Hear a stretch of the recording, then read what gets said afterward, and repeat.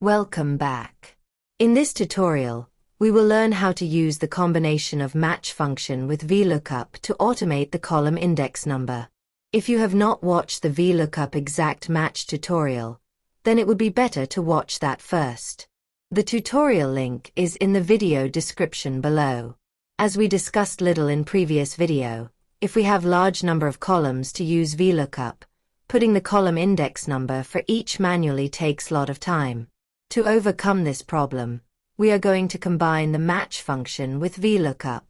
First of all, let's learn how does match function identifies column position of the stores given in this table 2 in the table 1. Here in this cell, press equals then type match. Open a bracket. In the lookup value, click on the store name.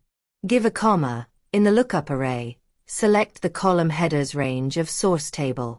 Lock this range by pressing F4 key one time in keyboard.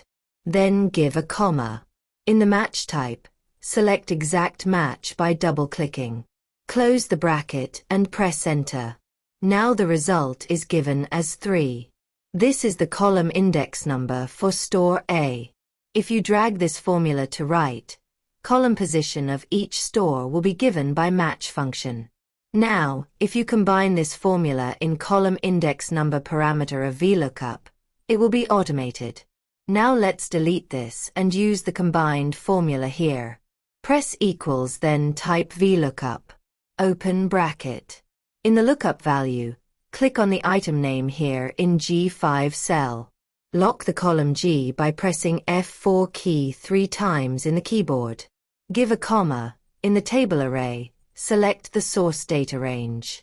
Lock this range by pressing F4 key 1 time in the keyboard. Give a comma. In the column index number, use the match function.